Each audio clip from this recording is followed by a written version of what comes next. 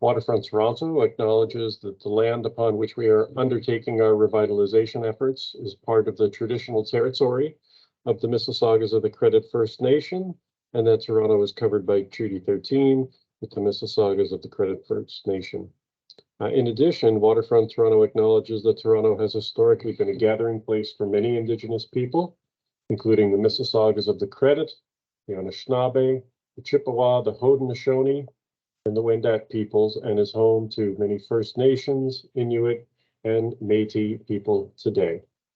And I'd like to just offer a little reflection on the fact that while this is a completely virtual meeting, there's a strong sense of community for me here. I see a lot of people that I know and have worked with on various projects, and then I also see a lot of new faces and new names, and I'm glad we're all able to come together, even if we're not in person, and share what I think is going to be a very interesting evening. Next slide, please. I'd like to now pass it over to Casey, I believe, from the Mississaugas to say a few words. Is Casey here?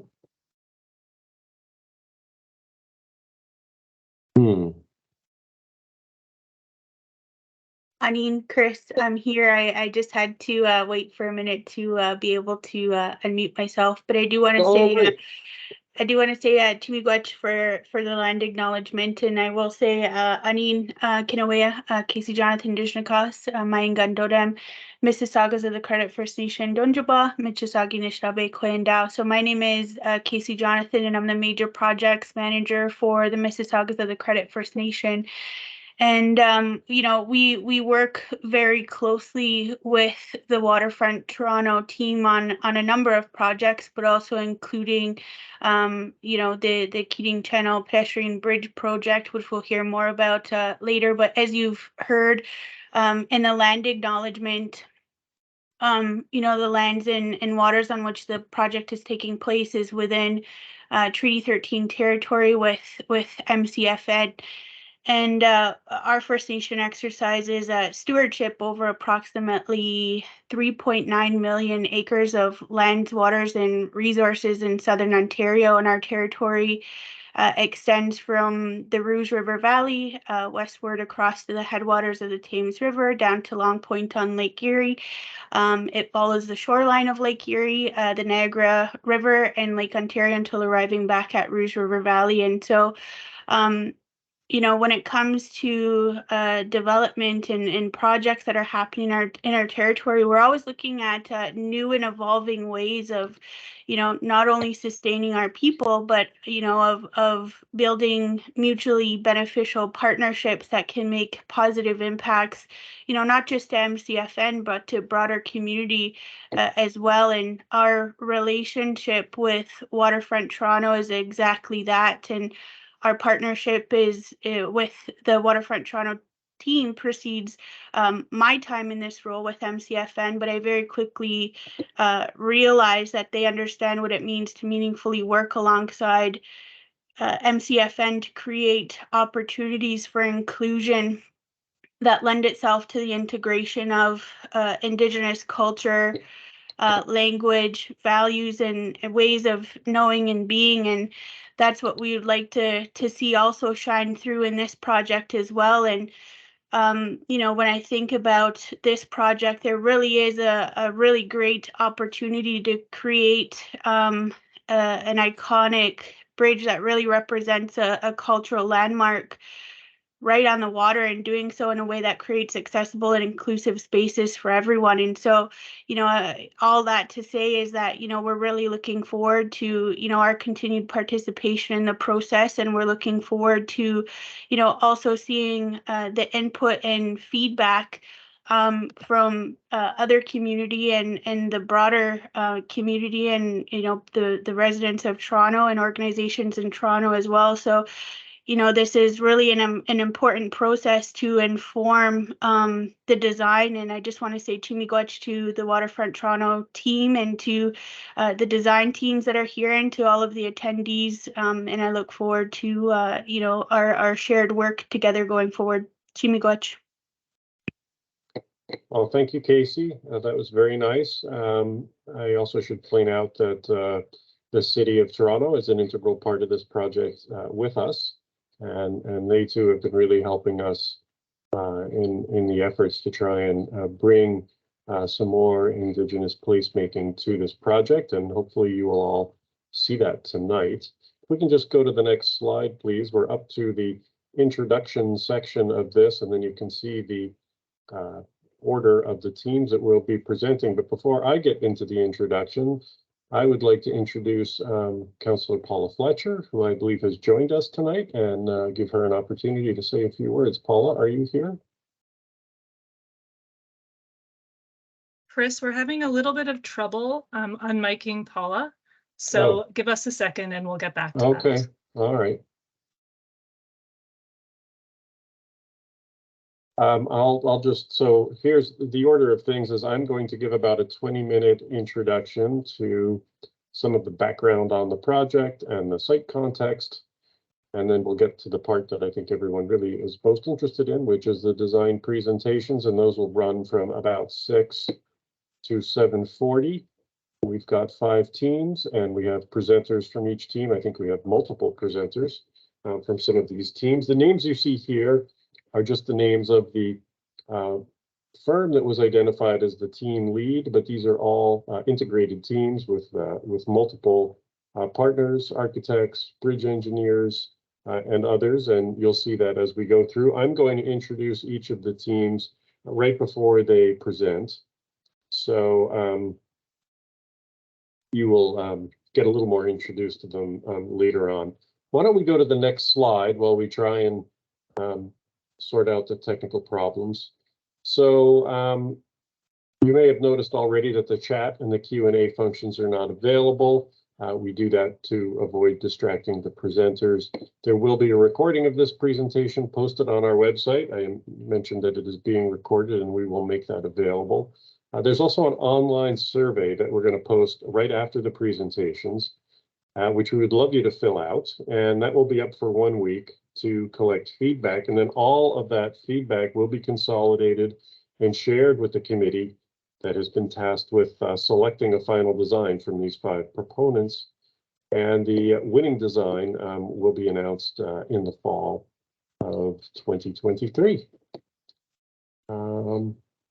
Maybe with that, we should move on to the next slide, please.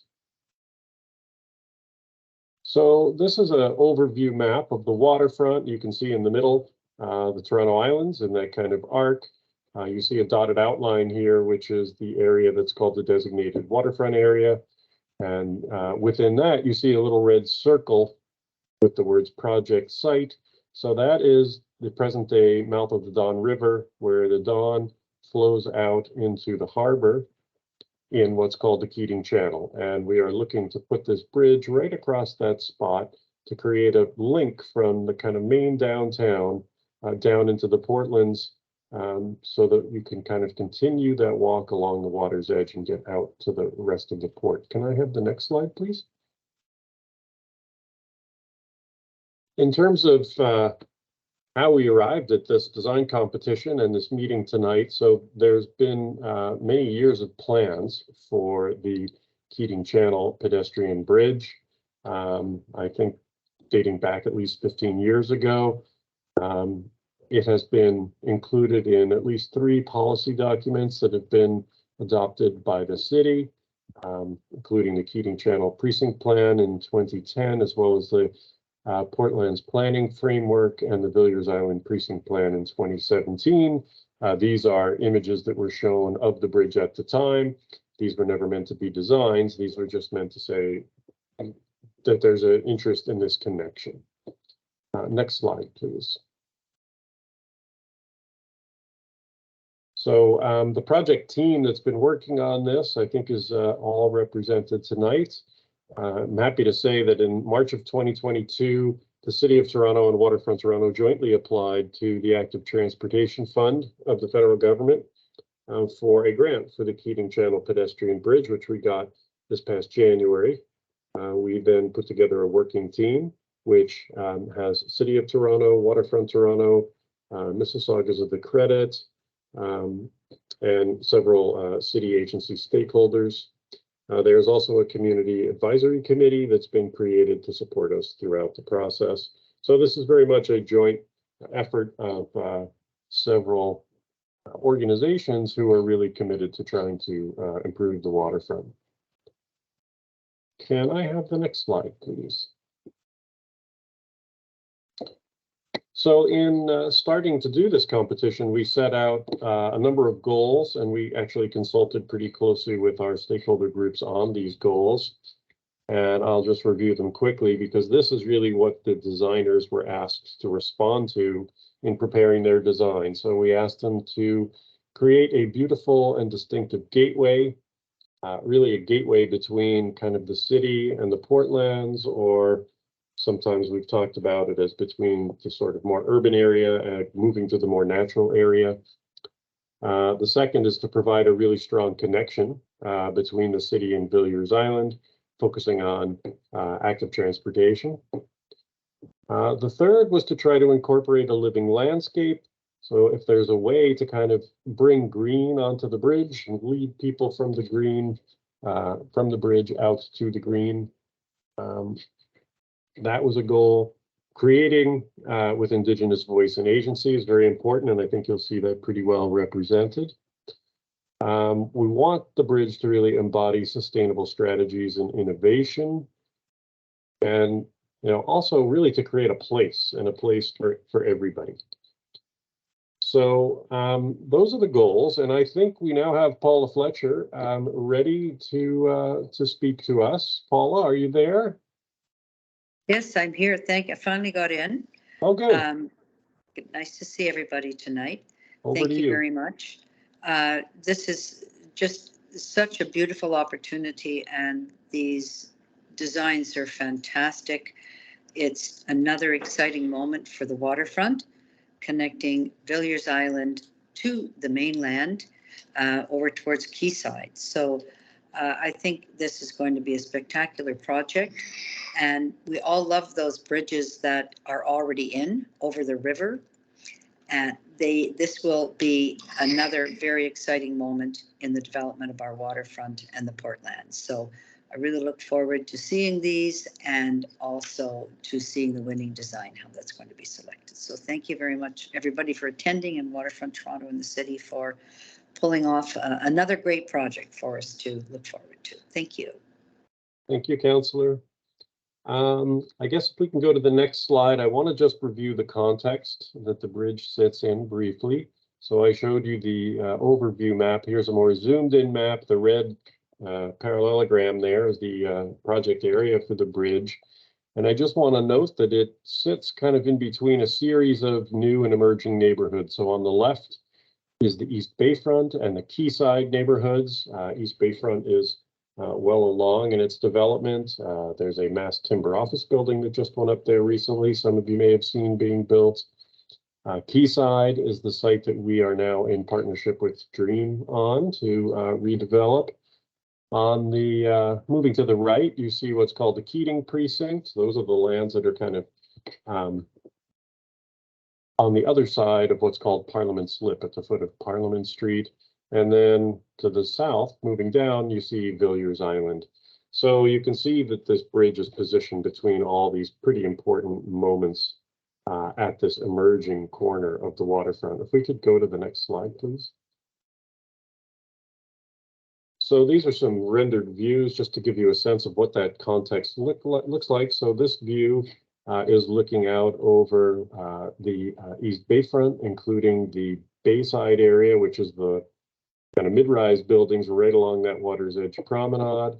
And then behind it is Quayside, which is the very long bar building, which is the timber house, an all timber building. And behind that are the taller towers of the Quayside project. If you look at the bottom towards the middle, you'll see a cylinder. That is also part of the Quayside site. That is what we call Block 5, and that is being reserved for a major cultural use. And one of those uses that we are seriously looking at is to see if we can have some type of an Indigenous cultural center built there. And you may see going from that box across the water, a little white line, that is the Keating Channel Pedestrian Bridge that then connects into a small group of trees, which is the new parks that are being built as part of the flood protection project. So this bridge will connect from this neighborhood over the water to the other neighborhoods. Next slide, please. Along that water's edge of East Bayfront and into the Keating Channel will be a water's edge promenade. This is the portion that's already built near the Chorus building with our signature red and white granite maple leaf mosaic pattern, our distinctive benches, and the double alley of shade trees. Next slide, please. Going a little farther east along the Keating Channel, there's a proposal not yet built to extend that language onto what's called the Keating Channel Promenade, which would be on both sides. On the right-hand side of this picture is the land on the north of the Keating, and to the south is Villiers Island. And at the far end of this would be the Keating Channel Pedestrian Bridge. Next slide, please. So this is an aerial view of Villiers Island. So some of you may be familiar with the Portland's Flood Protection Project, which is creating a brand new mouth for the Don River. So if you see the very straight Keating Channel there, that's the present day mouth of the Don. And then if you see the meandering channel, that is the new river mouth that is being constructed and is hopefully going to be taking the river water through it in the next several months.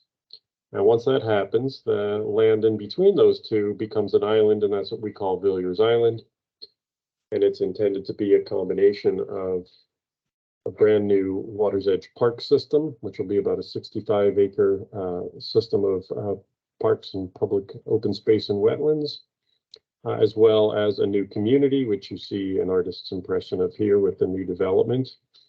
And again, at the sort of far end of that Keating Channel, almost smack dab in the middle of this picture, is a little red thing that kind of gives you a suggestion as to where the Keating Channel Pedestrian Bridge would go. So this is what the bridge is really connecting to on the south side. Next slide, please.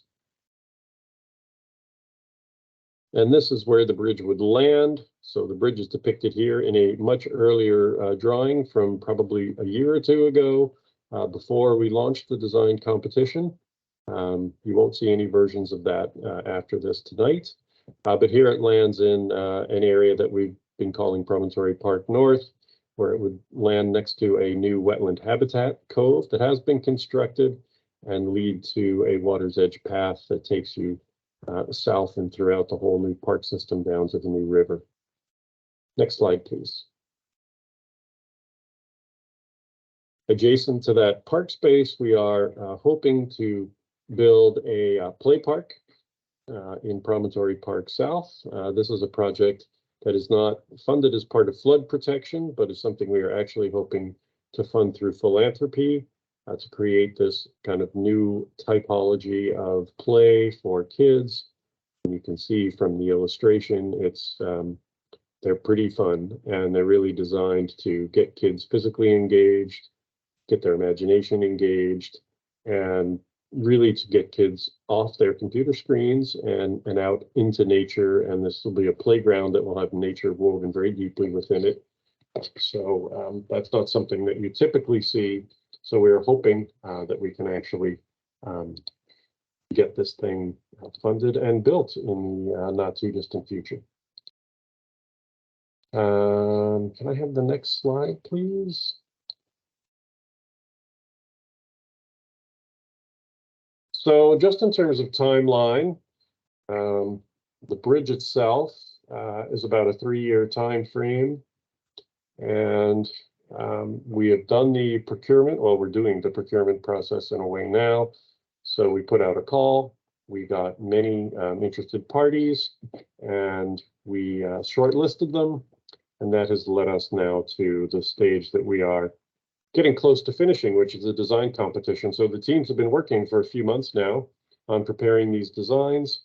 Once we have gone through a selection process, right to the right of the red arrow, we will then launch into what's called schematic design with the winning scheme. So develop these early concepts into a more refined proposition. Then we will do the detailed design and construction drawings, really in basically spring 2024 to very early spring, late winter 2025. And then we hope to build the bridge from fall of 2024 and open it sometime in the spring of 2026. So it's actually a pretty accelerated time frame, but we think we can achieve it. And hopefully the design competition process itself kind of gives us a great jump start. Can I have the next slide, please? Okay, so we're about to start the design presentations, and I do want to also note that the local councillor in whose ward this bridge half sits, Asma Malik, was not able to attend tonight, unfortunately, but Tom Davidson from her office is here. Thanks for joining us, Tom. So why don't we move to the next presentation? I think I'm almost just on time. That's good.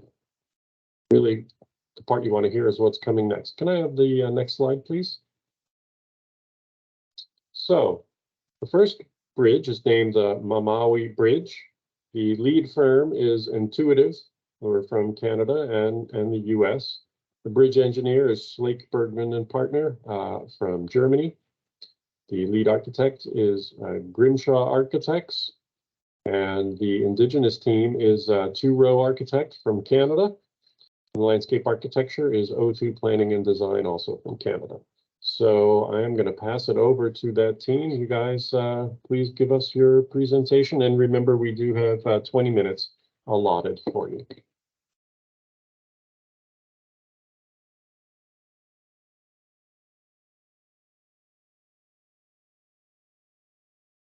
Let's see, do we have Brian? Brian? Great. Hello, good evening, everybody. I'm Emily Mueller-DeSalis from MVVA, and I'm going to be kicking this off for the Intuitive team. We are so excited to be presenting our vision for the Mamawi Bridge. Our highly collaborative team is led by Intuitive, SBP for Bridge Engineering, Grimshaw with Two Row for Architecture, MVVA and O2 for landscape architecture, as well as a number of other consultants. And we all know the site very well. Having worked on the Portland's flood protection and enabling infrastructure project and the Villiers Island precinct plan, we collectively really understand the great potential for this bridge to not only link Quayside and Villiers Island, but also to be a destination in its own right, to be a place with the connection to land, water, and sky, above and below, and to experience a new type of living landscape. Advance, please. Our team is inspired by the Indigenous term Mamawi, which means connect and unity. Our vision for the bridge is to create a graceful, inclusive, innovative, and sustainable structure that is grounded in the larger physical, cultural, and ecological context. Mamawi offers a dynamic and engaging experience while crossing the Keating Channel from the Water's Edge Promenade public realm at Quayside to the immersive naturalized promontory park landscape at Villiers Island. Advance, please. There are three main concepts that are fundamental to our design approach. First and foremost, the design is based on Indigenous principles. Brian Porter from Two Row, our Indigenous architect, will be speaking to this. Second, we see that Mamawi Bridge is part of the existing family of the Portland's bridges, and Michael Stein from SBB who is our bridge designer, will also be elaborating on this. And lastly, this structure is an armature for a new 21st century living landscape, and I'll be speaking to this. Advance, please. Okay, so I'll hand it over to Brian. Next, please. Good evening, everyone. I'm Brian Porter of the United Nation and Principal of Turo Architect, headquartered on 6 Nations of the Grand River. We are privileged to be the Indigenous architect on the Intuitive team.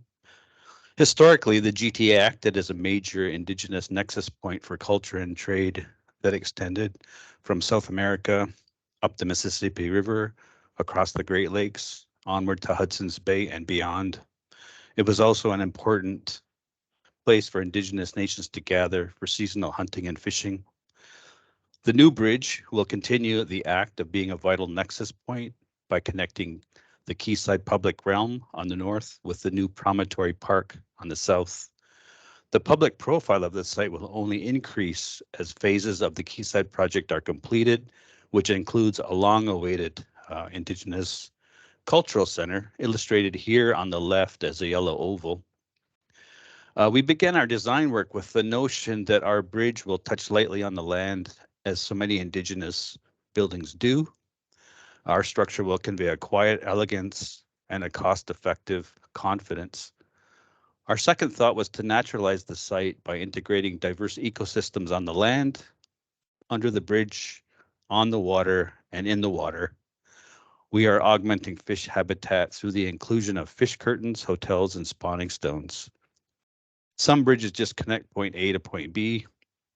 A stroll across Mamawe will be an immersive experience where your stress level will reduce with each step that you take towards the parklands. Advance. These 5 Indigenous principles are embedded into all aspects of Mamawe and are the main drivers for our design. All our relations. We are related to the wind, rain, rocks, trees, plants, animals, birds, and bees, all of which are part of our natural world. They deserve the right to occupy the site as much as we people do. Our bridge design creates a place of balance that welcomes and nurtures all our relations. Planning for the 7th generation. We humans reproduce about every 20 years or so. So if we design for the 7th generation, our true clients will not be born for another 140 years. We can never meet them. We thought about this a lot. We optimize the use of wood in ways that it can be protected. We select concrete and steel when we need durable, timeless finishes. We understand that every decision that we make today has a profound impact on those generations yet to be born.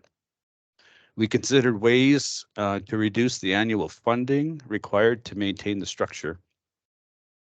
The presence of craft. The birch bark canoe, the lacrosse stick, and the snowshoe are Indigenous constructs celebrated for being functional, lightweight, and incredibly strong. There's a duality between the functions that they serve and the beauty that emerges from the way in which they are made. When constructed, our bridge will strive to become a member of this notable club. Take only what is needed. For Indigenous people, the act of harvesting is a sacred act. Anything taken from the earth, whether it be a rock, tree, plant, or animal, must be utilized to the greatest extent possible. In our construction, materials are utilized in a manner that achieves a very high strength to weight ratio that conserves the need to cut down trees and pour concrete. The result is a bridge that takes only what is needed. Celebration of Indigenous culture. In Indigenous culture, the 4 seasons are celebrated throughout the 13 moon cycles, each comprised of 28 days. These moon cycles instruct us when to plant, when to propagate, when to harvest, and when to give thanks. They also remind us of the migratory patterns of animals, birds, and fish. The high-profile nature of this bridge site and its context offers a unique opportunity to embed and celebrate these phenomenon through demonstration projects, providing unique access to wildlife, reinstating biodiversity, and ensuring that there's a communication strategy that freely shares information about Indigenous culture. Advance. Picasso once said, "The purpose of art is washing the dust of daily life off our souls." Mamawe, with its adjacent lands and waters, offers a unique opportunity and appropriate setting for works of art to be cleansing, restorative, inspiring, and playful. Our team has a long-standing history of working with both Indigenous and mainstream artists alike. We look forward to the opportunity to partner with Waterfront Toronto to incorporate public art through a process that may include commissioned works, competitions, and rotating exhibitions. Given the rich history of the area, we are excited about the potential to incorporate world-class art. Advance. Mamawi holds immense promise to be a cultural destination for Indigenous people. For them, this bridge is not merely a physical structure. It represents a symbolic connection between the past, the present, and the future. As a cultural destination, Mamawi can host events, workshops, and performances that highlight Indigenous culture, inviting both Torontonians and tourists to engage in meaningful cultural exchanges. It can also provide a space for traditional ceremonies, thus bringing Indigenous spirituality to a broader audience. These events can happen at sunrise, during the day, and throughout night across all 4 seasons. Advance. I will now turn it over to Michael Stein to discuss how Mamawi will join Toronto's family of distinctive bridges. Thanks, Brian. Our team has designed both the park and the new iconic bridges for the Portlands, which were developed around this notion of bridges to the future for a city of the future. Our desire was to extend this notion and to create a structure which blends in and complements the existing family of bridges. But this cannot be done by merely copying them. The new structure needs to show a distinct character, as it's not a vehicular, but a pedestrian bridge. And pedestrians are much slower than cars. They are a couple of minutes on the bridge. They look around and enjoy the spectacular views of Toronto. They might actually stop, take a photo, and even touch the bridge. So the real question was, how can we design something which has a similar size, but to a more human scale? The forces in a bridge and consequently the sizes of its structural elements are very much depending on the distance between the vertical supports. And to limit that distance, we are placing 2 piers into the water, which reduces the forces in the bridge structure by a factor of 2 and the sizes of the elements accordingly. Advance, please. This opens up opportunities regarding the material choice, allows us to design more delicate details, and despite more foundations, it will be more economical and within the given budget of Waterfront Toronto. All this to accomplish a more human scale, a measure to enable you, the end user, to engage and connect with the bridge and enjoy the experience. The supports also allow us to choose a system which resembles in its own way the structural system of the existing Portland bridges. While they are following a principle of an arch in compression located above the deck, where the deck ties the ends of the arch together, our design just mirrors the system, bringing the compression elements below the deck, but the deck itself is still acting as a tie for the compression forces. The result is a new interpretation of the existing principle, leading to an exciting new sibling for the family. Advance. And exciting should also be the experience for the user. We want that you love to use the bridge. Actually, we want the bridge to become a destination in itself. For that, we have pushed the bridge further to the west so that you have improved views of the lake, and we have curved the bridge gently in plan.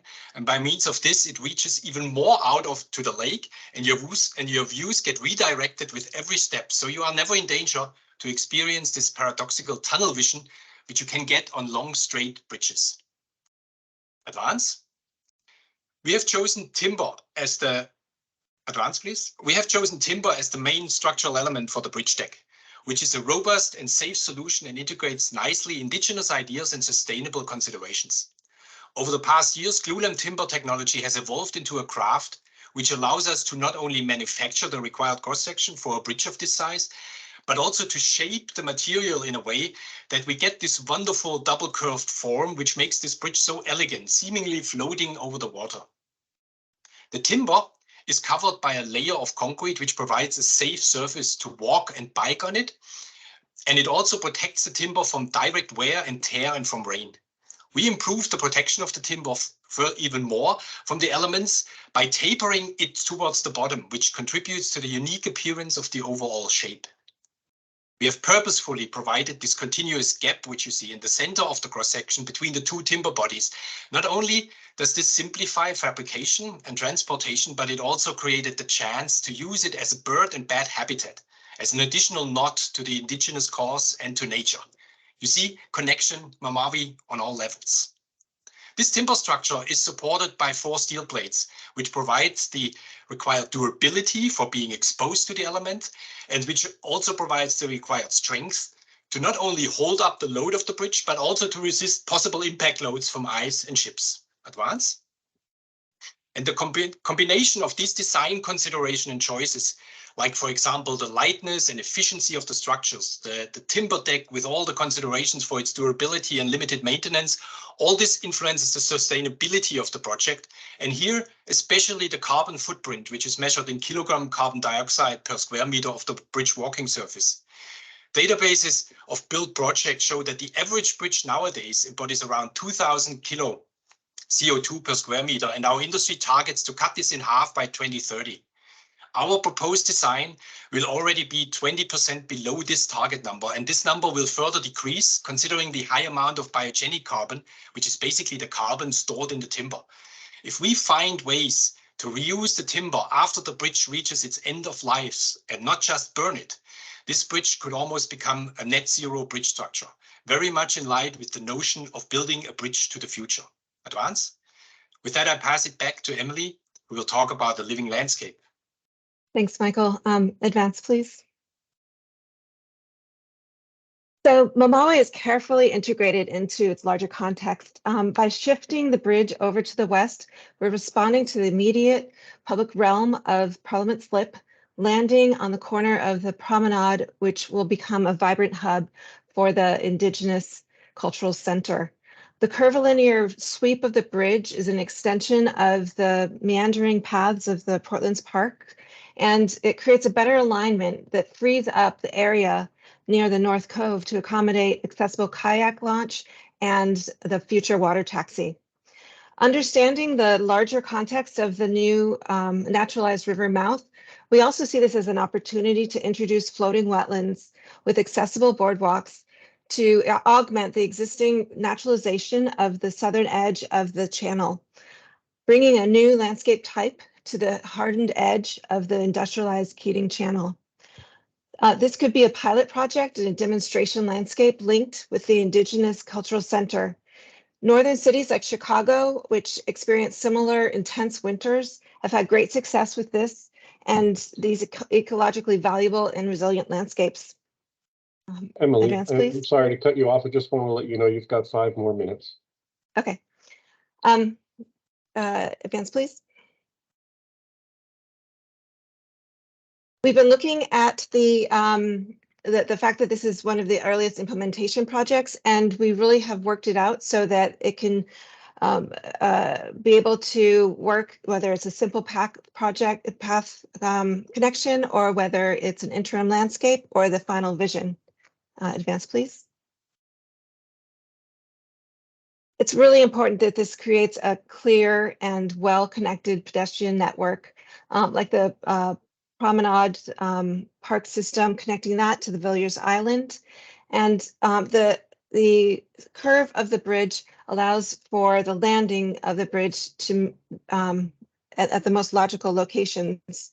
As Michael said, the curve of the bridge slows everybody down, and the Martin Goodman Trail really is that more ideal straight path that's plugged into the larger networks for the fast-moving commuting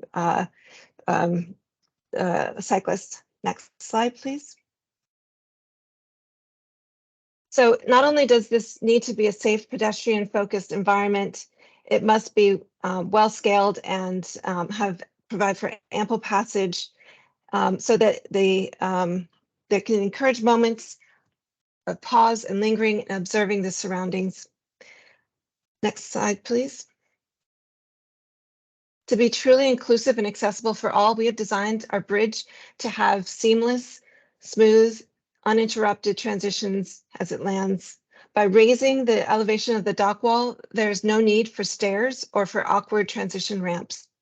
The elevation change is an imperceptible, subtle rise with a gradient of less than 2%. So the rest of the promenade remains fully accessible and code compliant.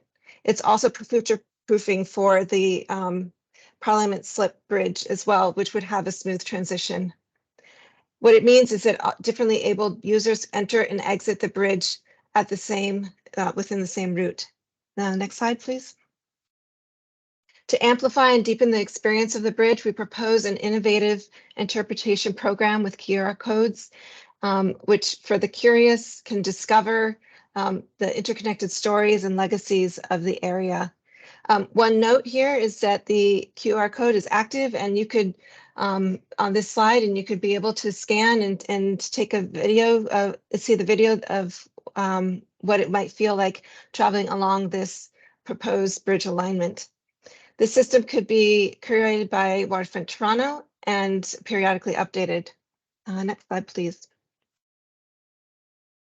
So what do we mean when we say that the bridge is an armature for a living landscape? Our vision is that the structure is an ecological corridor for fish, animals, and birds, as well as humans. Building on the aquatic habitat already introduced by the Cherry Street Lakefill project, we are introducing new other types of habitat for diversity.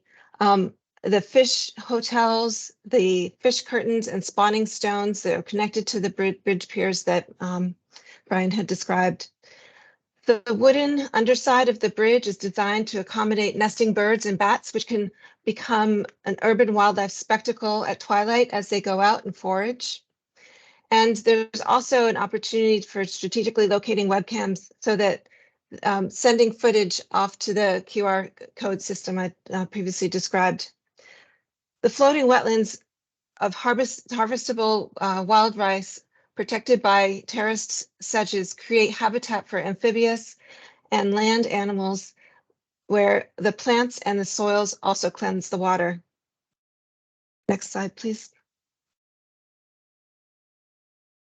And to wrap up, our vision for the Mamawi Bridge is a beautifully crafted, highly sustainable, and well-integrated pedestrian connection that is also a vibrant destination for all species that speaks to the deep ecological and cultural legacies of the site. It's a place where you can view the Harbor Islands and look down the Keating Channel while learning about the natural and industrial heritage. It's a place where you can engage in new types of the 21st century landscapes. And it's a place where you can get down to the water on the floating boardwalks and see the harvesting of the wild rice, the nesting of the birds, the spawning of the fish, and the remnant of the Toronto's industrialized past. Thank you all on behalf of the Intuitive team.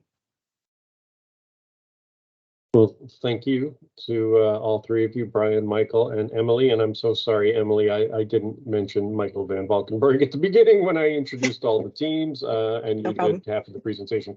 So I'm very sorry about that. But thank you for that. This is a very beautiful drawing that we've ended off with. I think I'd now like to move to introduce the next team. Thank you, guys. So the next project is called Nada Nwendagang. Oh man, I'd practiced this and I just blew it. I'm going to hear about it from Matthew Hickey. I know it. So the lead firm is EXP Services, who are in Canada and the US. Engineer is Burrow Happold from the UK. The architect, Inform Studio from the US. The Indigenous consultant for Directions, who are from Canada, and the landscape architect is Spruce Lab from Canada. So over to you. Very good. Thank you very much. The EXP team is excited for the opportunity to present our qualifications this evening, and we thank Waterfront Toronto for providing a very efficient and effective procurement and design competition. I'm Kyle Henry, one of the presenters this evening with EXP. You also hear from Michael Guthrie with Inform Studio and Sheila Boudreau with Spruce Lab. I'd just like to highlight our combined experience with our partners offers Waterfront Toronto, both a global and local team of industry-leading experts who are excited to work on this project and provide the City of Toronto with a landmark destination to be proud of. Our team has worked together previously on award-winning placemaking pedestrian bridges, most recently in Providence, Chicago, Miami, and other places around the world. We'd also like to thank our collaborators, Bureau Happold, for structural, 4 directions of conservation, designs to distill, Hanscom, Amber Smith Quail, and Future Landscapes. Our team has developed a balanced approach for the bridge with a focus on accessibility, Indigenous to achieve the 6 goals. We have organized our presentations around these 6 goals, leading with Indigenous voice and agency, as we believe that that's the top priority. We then go into connecting the city with Villiers Island, incorporate a living landscape, embody sustainable strategies, create a place for all people, and create a beautiful and distinctive gateway to waterfront. Lastly, we understand the importance of the budget and schedule. We developed our approach as it relates to the design and construction in order to meet the March 31st, 2026 completion deadline, which we've proposed expedited delivery options for both the design and construction. We anticipate meeting early on after NTP with Eastern Construction to develop an early works package to mitigate risks as it relates to moving through design into construction. In addition to that, we look to identify long lead materials for procurement with Eastern Construction and also identify similar materials that can be aligned with the Quayside related infrastructure project. With that, I'll hand over to Sheila. Thank you. Thank you. So Nadaw-Nawain-Daganak Bridge, All My Relations, was created with and for Indigenous peoples and is designed for all of us to experience, enjoy, and learn from. Everyone who visits this bridge will have a unique and personal relationship with it. It is not just a means to get one side to the other, but a rich and changing story that unfolds differently depending on the seasons, the time of day, if you are alone or with others, and how you learn from the Anishinaabeg knowledge and the nature that you encounter. At the beginning of this project, while the design team considered the site conditions and the engineering feats required to span the Keating Channel, the need to create meaningful Indigenous engagement was at the forefront of our conversations. Next slide, please. Our team includes Ojibwe artist Amber Smith Quail and 8 Indigenous co-designers connected to us through existing relationships. We had deep conversations about what is the essence of a bridge, what this bridge should be, and how they would want to feel there. What are the stories the bridge should tell? Ideas included creating an oasis that feels away from the city. It included bringing the sound of the river and actually bringing water up from the river to the bridge, being surrounded by plants, natural materials and forms, and offering unstructured healing spaces, a place for other creatures as well. The symbolism of the feather, turtle teachings, and balance were stressed. Having a timeline showing the long, important presence of Indigenous peoples. Follow-up sessions were held to show how their ideas integrated into the bridge design inspired this work, and new ideas emerged and were incorporated into the bridge. Honoraria was provided to thank everyone with the hope that this collaboration will continue and that this was a rewarding experience in Indigenous peacekeeping. We agreed that the bridge name should be decided by Mississaugas of the Credit First Nation elders, and thus we present the Nadaw-Nawain-Daganak as merely a suggestion at this time. She made rich to Amber, Indigenous co-designers and authors who wrote books and inspired the bridge design as well. Next slide, please. Bridge honors the bridge. Oh, sorry, the bridge honors Turtle, chief of the water clans, a symbol of balance, living on both land and water, critical to the health of ecosystems. You can see from the sketches up above images of feathers, thinking of fire, thinking of water on both sides, thinking of the different kinds of crafts and the storytelling and the importance of the teachings and bringing opportunities to the bridge so that there was a flexibility and an opportunity for people to make it their own. There was also the sense of sharing the beautiful Anishinaabeg ways. That was something that was shared with us, that this was important to the people. We created a little circle that is images just demonstrating that the kinds of content and ideas that emerged through this rich conversation. Next slide, please. So the bridge honors it's fluttering turtle in its overall arching way. Turtle supports us all. Turtle is central to the Ojibwe creation story. On the bridge, what we are actually thinking could be things like discoveries, turtle teachings about the 13 moons, the 13 plates on a turtle shell. These could be beautiful silver discs that are discovered along the bridge that connect you through digital technologies to listen to actual recordings by elders and knowledge keepers, in keeping with the oral storytelling tradition. There is balance, Nibit in the west, and Ishkure, fire, grandfather in the west. So Nukumis, grandmother, and Nishumis, grandfather. Meadow plantings are across the entire bridge and provide food and habitat for pollinators and birds, a greener bridge for humans, and the four-leggeds that visit at night as the city frees. Under the shade of the trembling aspen, sassafras rest, a mitten-shaped leaf gathering space, honors Indigenous efforts to restore this important medicine tree to the land. Next slide, please.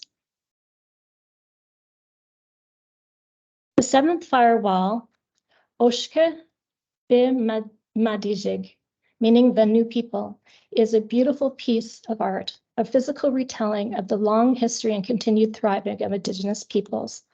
A cortan steel curtain wrapped across and under the eastern wall from end to end. It has backlit cutout patterns with the detailing abstracted from traditional arts, leading from pre-contact at the lower ends of the bridge to the highest point, sharing Indigenous issues of central importance today. The pattern could progress from wampum beads to metal ornaments, geometric quill work, regular beads, elaborate floral patterns to spherical glass beads, ending in issues such as beading that is contemporary and speaks about missing and murdered Indigenous women, the red dress, and the thousands of children who died in the residential school system, orange shirts, floating into the spirit world. The Seven Fires prophecy foretold of the need to choose between two paths, a green one that leads us to a healthy Mother Earth, or a burnt path of destruction, now widely seen as climate change. It also talks of the people who will emerge in this time, the new people, and to look for the help that the ancestors left behind to support them in this hard work as they walk back down the bridge to Mother Earth. Next slide, please.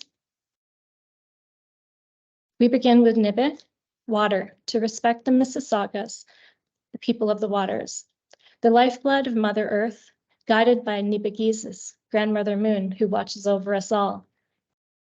Tonight, she's beautiful. Tomorrow's the full moon. Nokomis is dream catcher. You can see in between the bridge legs is formed of woven steel cables with a large circular opening to view Nibi below, planted with vines and deep planters. This dream catcher catches bad dreams and allows good ones through, becomes a habitat net as well to support birds and pollinators. Trembling aspen offer the sound of healing water as their leaves flutter in the breeze, planted in community with soil below the deck and deep into the structural supports, as it should be. The river is brought up to create a curtain of water across the metal railing, where we envision a school of salmon made of shiny metal jingle dress cones swimming upstream, tinkling those healing jingle dress sounds. Next slide, please. Ishkure, fire. Fire honors Gizis, grandfather-son, who gives us light and energy. A large oval gathering, a space that embraces a medicine wheel fire pit with the colors of the four sacred directions, to be designed for use in the space as guided by elders and knowledge keepers. Visitors are embraced by a curved wood wall of upright timbers formed from the 7 sacred trees and engraved in Anishinaabe, placed clockwise around the circle following the Ojibwe cultural protocol: birch, willow, cedar, poplar, white pine, maple, and oak. Next slide, please. Oh, sorry. Can you go back on this slide? Oh, this is an important part. So when you come down the bridge, you'll have a view of a beautiful birch grove planted at the end, growing alongside these sacred trees. This will have a biodiverse understory. A lighted trail will invite you to enter to breathe in those healing aerosols from our trees, our tree relatives. And I'll pass it to Michael now. Thank you, Sheila. Looking at the next slide, please. It's important that connections are made in two ways, both physical and visual. And so this is very much about connecting the city and Villiers Island, which is the second project goal. So there's a very contiguous connection that happens along the naturalized language of Villiers Island to the south or to the right of this slide. But it's also very important to maintain the connection to the promenade and the bayfront. And it was important for us to maintain that elevation and that continuity. Overall, what you see is a series of connections that all allow the idea of city and natural scape to happen in an intersection. And so as we move to the north side of the site, those connectors allow both to the east and to the west a connection to the promenade and also connection to Street D and the quayside. The shifting angles create a myriad of fascinating views, which you can see highlighted by the arrows, so that there's a tremendous amount of offering of experience within the bridge. Next slide, please. Chris did an amazing job covering the context, so I'm going to move through this quickly. But the intended purpose was to cross at the most narrow portion of the channel for efficiency. So we're further to the east. And to align the universal access descent to the promenade along the water's edge, thus maintaining the navigable conveyance envelope. So all of these various shifts in directions create a myriad of opportunities for placekeeping and connecting back to the Indigenous voice and agency. Next slide, please. And that's where you see in the conceptual plan, the idea of bridge as destination offers a multiple types of programmatic conditions, contributing to a universal model of slowness within the bridge. We're slowing how people move. The various alignments, tapering, seating, landscape, and other elements encourage travelers to move at the pace of pedestrians, including those utilizing other micromobility options.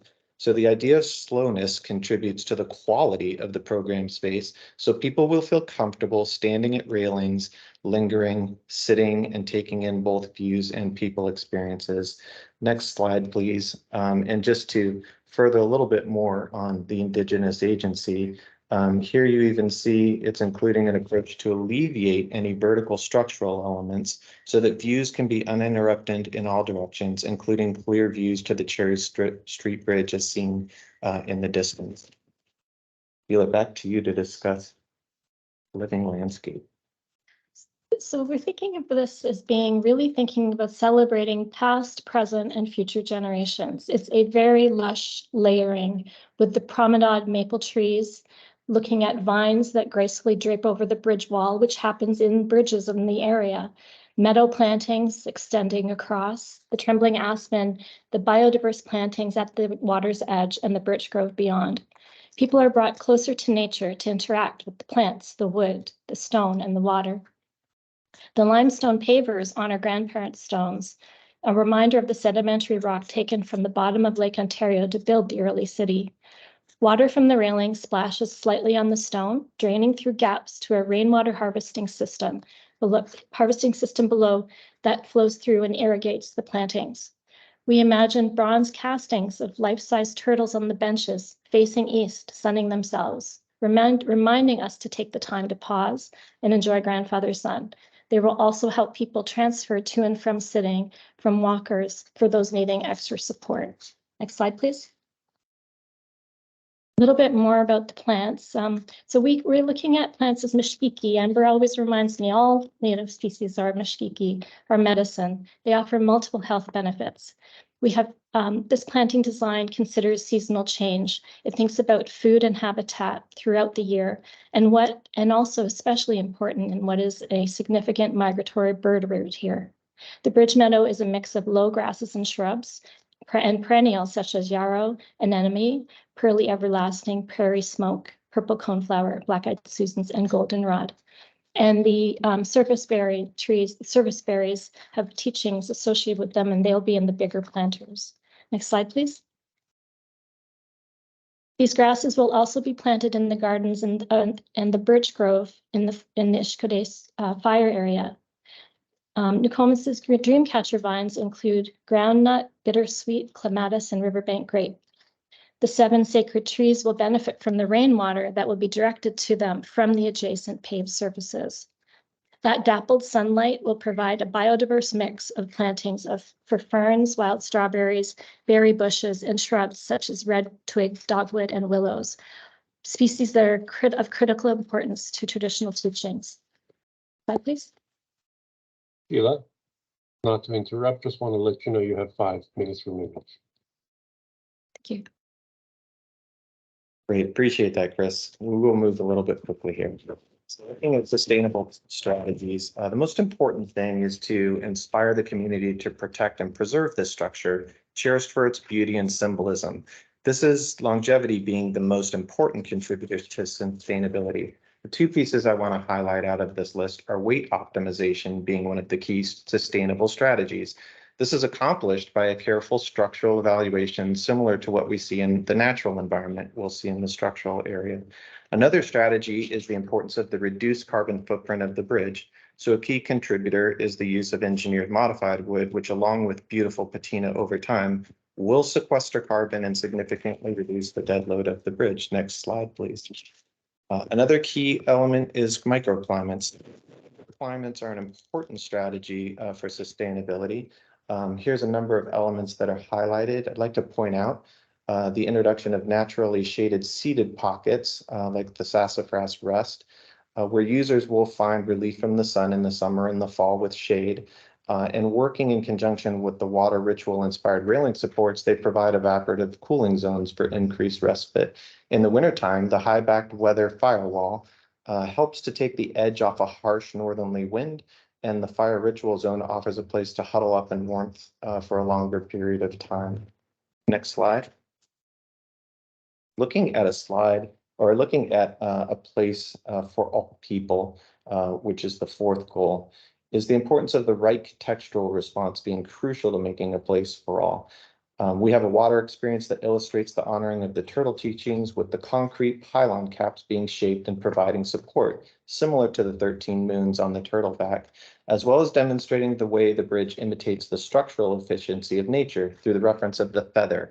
And here you can visibly see the reference of the spine and the barb of the feather through how the box beam interacts with the structural ribs. Next slide, please.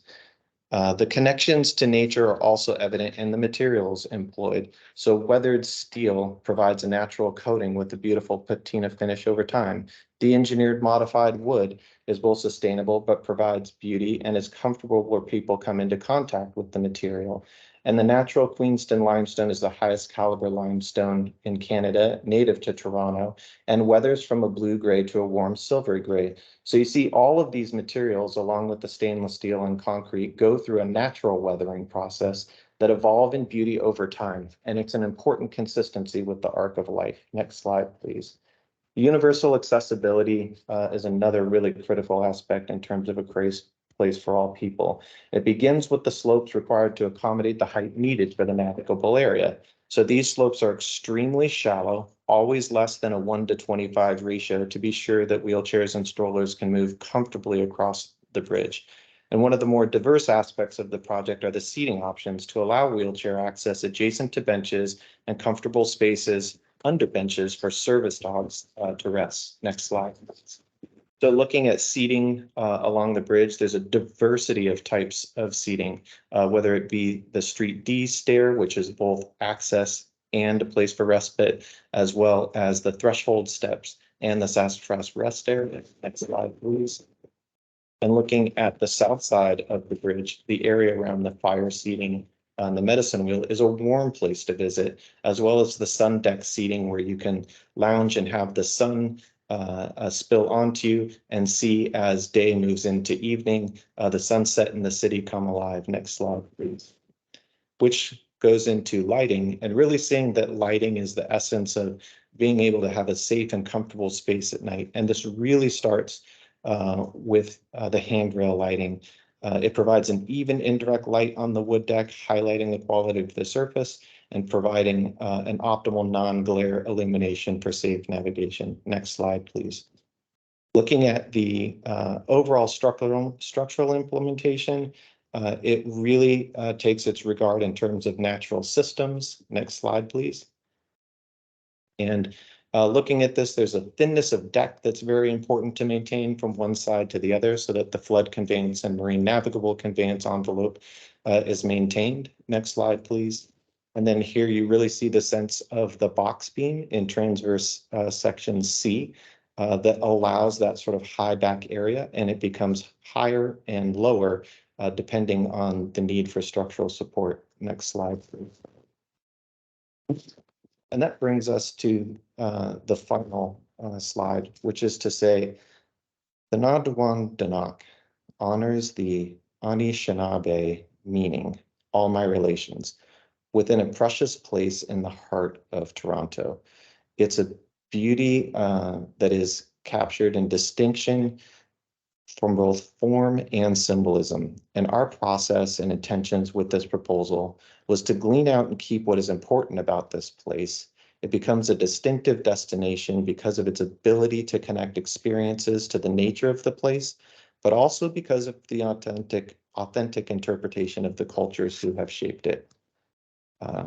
This is a place to become a location of storytelling for generations to come, where knowledge, teachings, and memorable experiences can be shared with all, so that all may thrive. And thank you for allowing us to make the presentation. We've been honored to be a part of it. Well, thank you very much for the presentation and all the work that went into it. Can we have the next slide, please? So the next project is called the Salmon Run. The lead firm is Henning Larsen from Denmark. The engineer is Ramball from the US, so I think they're global at this point. The architect Henning Larsen, and also architect and indigenous consultant is Turo Architect. And the landscape architect is, again, Henning Larsen. So over to you guys, please. Thank you, and good evening, everyone. As just introduced, we are the Henning Larsen, Turo, and Ramble team, and we're super excited to present to you our design for the pedestrian bridge, which we've called the Salmon Run. I'll get more into that. We're super excited to be involved in this effort with our partners Turo as our architect of record and indigenous design partner, and with Ramble as our structural partner. But let's just start with introductions. If you go to the next slide, please. So my name is Daniel, and I'm an architect and a partner with Henning Larsen, and I've been leading our collaborative team for this effort. Hi, my name is Kritika Kharbanda, and I'm the lead sustainability specialist for Henning Larsen Architects. Sego Songwenko Matthew Hickey Giasso, Hatne Zongwehonga Giasso. My name is Matthew Hickey. I'm Gunka Hage, Mohawk from Six Nations, and I'm the principal at our Turo Architects Toronto office. Nice to see everyone tonight. Next slide, please. Our work is inspired by this place. Located on the Great Lake, Ontario, our design narrative for the Keating Channel Bridge is a reflection of place and our deep connection to the water. It is a structural expression that intertwines architecture, ecology, and symbolism to commemorate the history of the salmon in the Don River. Our concept envisions the bridge as more than just a physical connection. It is a representation of the salmon's journey, the natural world, our connection with water, and a beacon of hope for the future of life and ecology in Toronto. Next slide, please. The site is located at the current outlet of the 37-kilometer-long Don River watershed, at the moment where the river meets the lake. This area represents a bright future in the growth of Toronto, with several restoration and development projects occurring simultaneously. The site straddles the urban and natural, with the Keating Channel bridging the gap. To the south is Promontory Park and Villiers Island, projects that are intended to restore the natural flow of the Don River while also restoring habitat above and below the water. To the north, towards the city, is Quayside, a new development extending the natural world into our city. Of note, the site has a strong relationship with the Parliament Slip. Next slide, please. So as Matt just introduced, Parliament Slip is going to be quite the hub in the future, and we had some really clear design goals as well from Waterfront Toronto to really enhance it and make the bridge a special place. And of the ones listed here, I just want to highlight the last three marked with an asterisk. This was really designing with Indigenous voice and agency, embody sustainable strategies and innovation, and really create a place for all people. And we formed that as the basis of all the conversations that we had internally in our team. Next slide, please. So we start by zooming into the site itself. The bridge is going to connect directly to the promenade, and that's a really great urban space on its own. And it was important for us in our conversations that the impact that we have on the promenade is that we don't take away from the qualities of that and overwhelm it with a big new structure, and to create a really easy and accessible connection getting onto the bridge itself. If you go to the next slide. So you're coming from Quayside, and that will be this really dense, dynamic urban environment. And then you're crossing the bridge, which we really have been thought a lot about, like how do you make that a special place? And over to Villiers Island, which is going to be this super green area with a recreated land and waterscape. So it's two very different places that we're trying to connect. Next slide. But really, in all our conversations, we kept coming back to this thing that the main feature and the main sort of player in this game is the water. And, waters are such a quality in the city because it really changes your perspective. You see it changing with the weather, with the season, and it really grounds us as people, and it reminds us where we are. So it's where you see ice forming in the winter. It reminds you of, those quiet summer evenings where you see the city reflected as in a mirror. And it's really like one of those things that make Toronto what it is. So if you go to the next slide. And this is something that I experienced myself when I lived back in Copenhagen. I would cross this bridge on my way to work every day, and it really became a break in my daily commute. It's where you sort of lift yourself up a little bit. You see the horizon line again. You notice the small changes of the day. If you go to the next slide. So for instance, you can see when wind starts picking up and the surface of that water becomes a little bit fuzzy and windy. Or in the next slide. When you see when the sun gets covered and the wind lies down and the water becomes this mirror that you pass over, or in the next slide, when it becomes night and the city becomes this mirror that reflects all the light of the city, and you start hearing that weird sensation of the sound of the city around you. And really, if we started this design process, what we talked a lot about is how do we make this a special place that adds to the daily life of everyone in the city? And really, how do we create a place that celebrates the water and takes advantage of the waters and the views to the city? If you go to the next slide, please. So this place has always been special. The Mississaugas, the Mississauga have a rich cultural heritage rooted in their connection to the land and waterways of Toronto. Their name, People of the Salmon, underscores the significance of the environment in shaping the Mississaugas' way of life. While the Don River currently lacks a salmon population, their name reminds us of their relevance on and reverence for aquatic life. Salmon not only provided sustenance, but also became a cultural practice interwoven within their spiritual beliefs and ceremonies.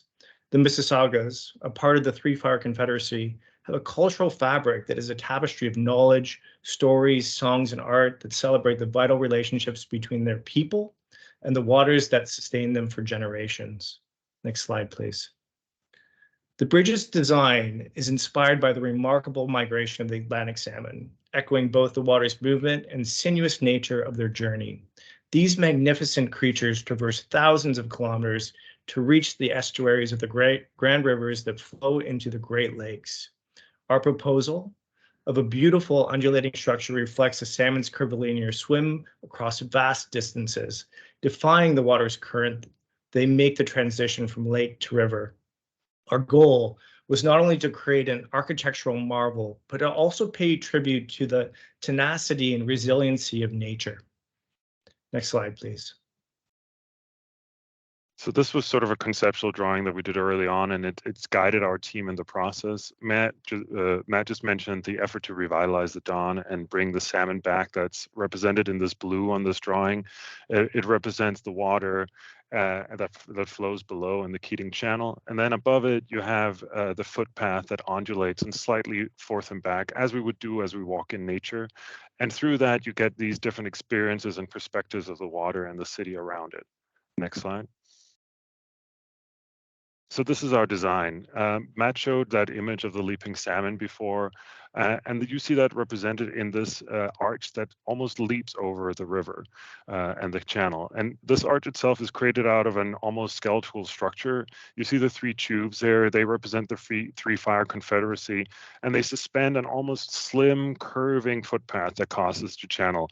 I really like thinking about this as a red carpet that opens up Villiers Island and really creates a connection from Toronto over to the island. Next slide, please.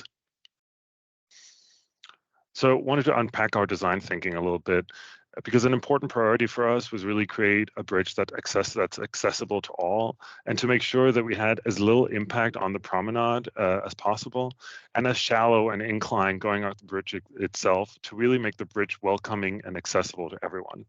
And we do need to go up quite a bit because we have to cross the navigational route channel to allow barges to come through. And that really, that curved footpath, that really gives us an additional link so we can really ramp up at a really shallow pace. So when you're pushing a wheelchair or a stroller up the bridge, or if you're biking, you're doing it at the least possible incline and keeping this whole thing as flat as possible. Go to the next slide.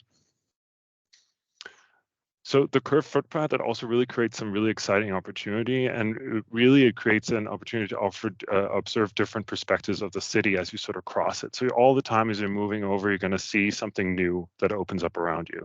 So to the south, we have the views of Quayside and the Inner Harbor, and to the north, you really get those views of the Don. And as you're moving across, you're constantly opened up a new perspective. Next slide. And then it was really important to minimize our impact both on the environment, but also on the place that we're guests in. So really want to create the bridge slim and minimize material use. So we debated putting landscape on the bridge itself, but that really additional weight would have really thickened our entire structure, and it would have made a larger impact on the environment, and it would also have given you a much higher incline that you had to push up. So instead, we really focused on keeping our footprint on the environment simple. Next slide. So instead, we're focusing our attention on the water itself, on the habitat of the salmon, and on the promenade side, we're proposing this restorative floating landscape that Kritika is going to tell you a lot more about.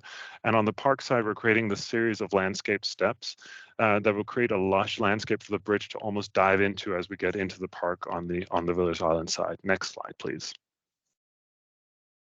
So here you have the overall image again. You can see the leaping salmon arch that holds that curving red footpath below. And you can see how simple that connection to the promenade is. And that was really important for us, that it just feels like you almost flow onto that bridge naturally. And you have that tiny little connection over there that looks very simple. You also see that floating landscape that I was mentioning below that really creates a contrast to the water and also a changing scenery as you path over. And you can see how that arch also relates back to the other bridges that are set that are further down the channel. So we're creating this family, or we're like a new cousin in the family of bridges. Next slide. So this is the overall plan. On the north side, we have left ample space for activities. So there's a series, really a lot of space there for the bridge to land. And then we have on the right-hand side, we have a bicycle lane and a bicycle connection in dual direction. On the left-hand side, we have the pedestrian. So we keep that separation. So on the south, you can sort of identify those landscape terrace edges that sort of gently curve down to the water. Go to the next slide. So as we talked a lot about in our team, this idea of how you would experience the bridge and how you would cross the bridge on your everyday was really important to us. So when you approach the bridge for the promenade or from the island side, let's say with your family on a day out, you start by seeing the arch from a long distance, and as you get closer, you sort of see that meandering path that sort of curves over the channel. And then as you cross the bridge, different vistas open up for you as you cross. And then we've created these very two distinct places for you to pause and sit down. So we have a lookout where you have a little bench where you look back out to the city. That's where you see and take a break. That's where you put your kid down and wipe their nose before you continue, or where you see the water foaming around you. And this is, just a little break in your everyday that we thought was quite exciting. Next slide, please. So now we're starting to walk over the bridge. This is the Water's Edge Promenade side. So as you sort of approach, I was mentioning, you see that arch and the skeletal structure and the three tubes that sort of remind you of the three fires. And then the bridge deck itself is this slight red carpet that sort of gently increases in front of you. And also, we're really focused on keeping the promenade unobscured, so you also don't obstruct the views or have that impact on the promenade as you cross. Go to the next slide. So now you're passing over the river and you're sort of like a third over and you come to the first lookout. You can see the lady resting on that bench there. This is that view where the structure sort of opens up and you see the view of the inner channel. On the left-hand side, you can see the reference to that, to the next bridge down. And then you can sort of see the structure opening up above you. And we're really excited by, you know, this arch that we created and how it sort of forces the structure above you. It's this sort of beautiful moment as you pass through the structure and see the architecture opening up above you. Next slide, please. Our sustainability goals are rooted in 5 key Indigenous principles: planning for the 7th generation, Indigenous plantings, local and natural materials, celebrating Mother Earth's gifts, and respect for all our relations. These principles are embedded in several ways, including these 2. Beneath the bridge, an aquatic landscape is carefully constructed to help support life below water. On the north side, native aquatic plants and deliberate habitat formation create a nurturing environment to restore the underwater landscape. On land, the bridge's abutments rest in planting beds that create communal landscapes, providing spaces for people, native plants, all while promoting biodiversity. Each of these 5 principles tie into our layered approach towards sustainability. And I'll pass over to Kritika. Thanks, Matt. Like Matt described, we bring all these 5 principles through a layered sustainability approach. Can we go to the next slide, please? We do not consider this bridge absolutely as an isolated entity. We are actually designing for all the layers of the ecosystem that this bridge will impact. In the image on the left, we have highlighted these different layers that we acknowledge and design for. We start with the sky world, where we ensure through our structure and the color that our design also caters to the birds, both local as well as migratory. Then comes the structural layer of the bridge, where we ensure that we minimize the materials and the resources that we use for construction and have a super simple and very effective structure. The human layer focuses on ensuring that everyone can use this bridge by making it safe through different times of a day, but also accessible for all citizens of Toronto. Then comes the earth layer, which dictates a synonymous design with the earth, but also using less resources and sourcing local materials.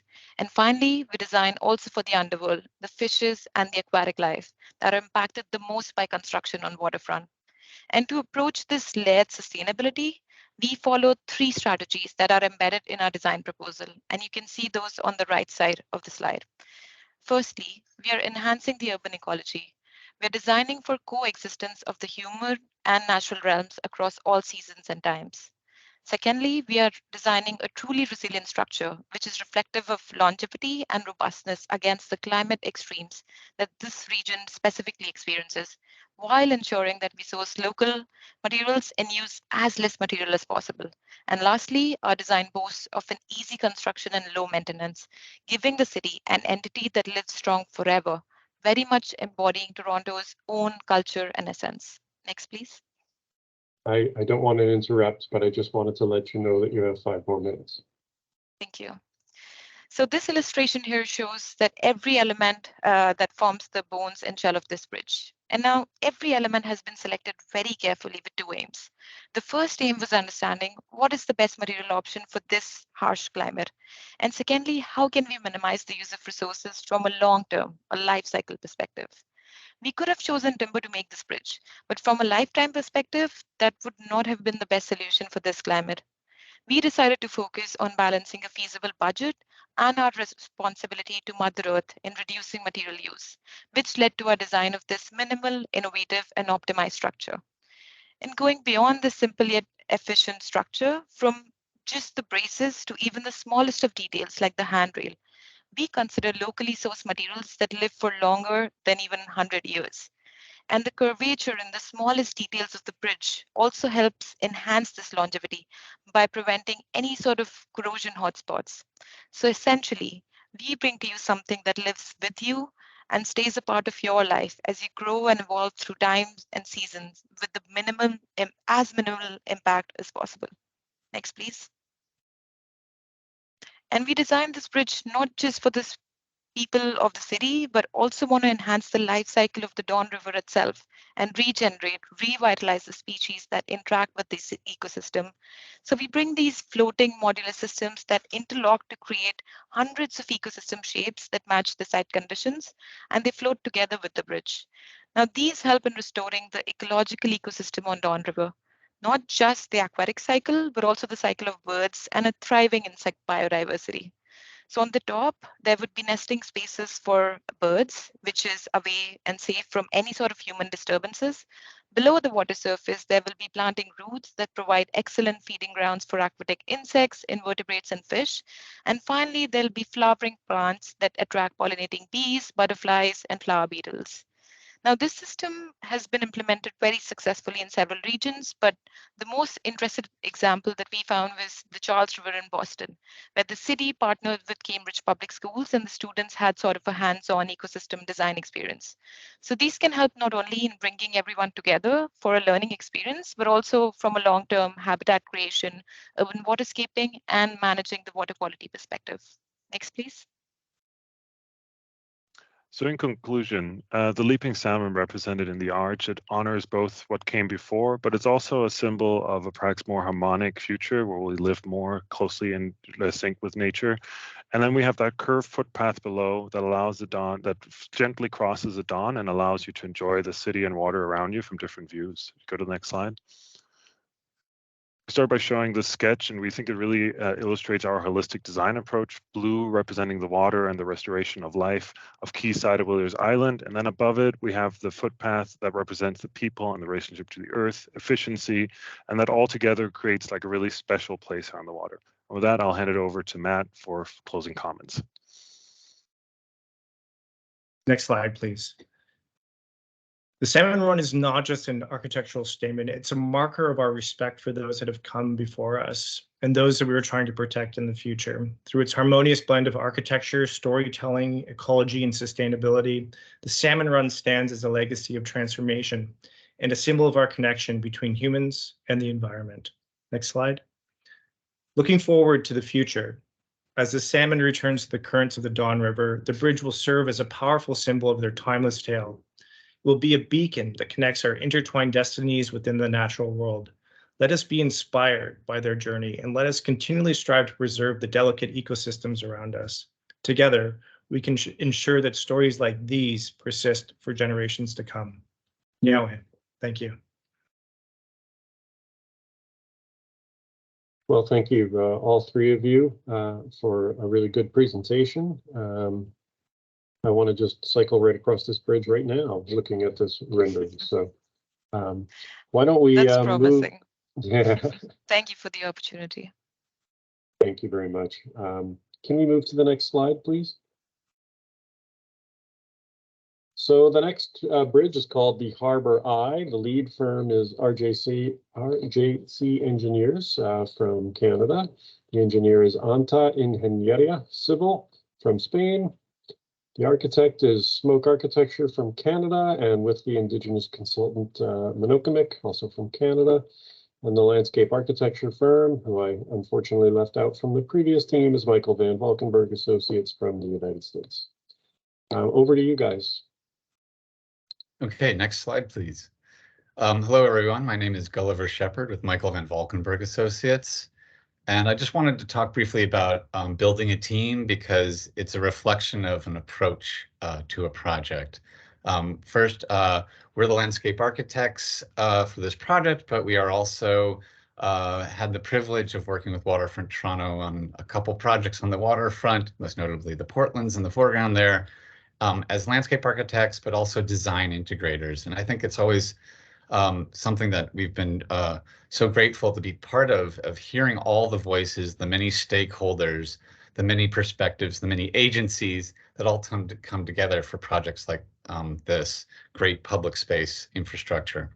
So in assembling a team, we've worked a great deal with RJC. There are brothers in arms on the Portland's projects for many things you'll see in that park when that opens. You'll hear from Mark Bowen, their firm is the team lead.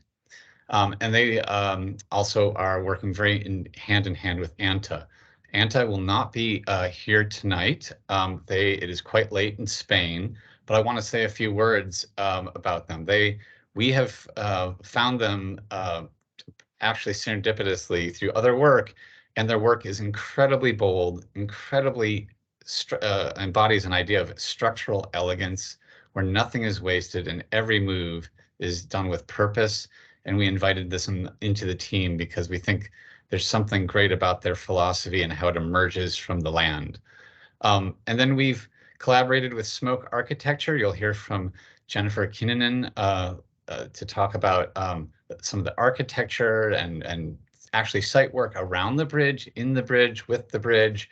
And just really, she and Eladia have really just been great educators about how to see our work and how it impacts the land, and how, again, to integrate the things that benefit our life with the life that exists around it.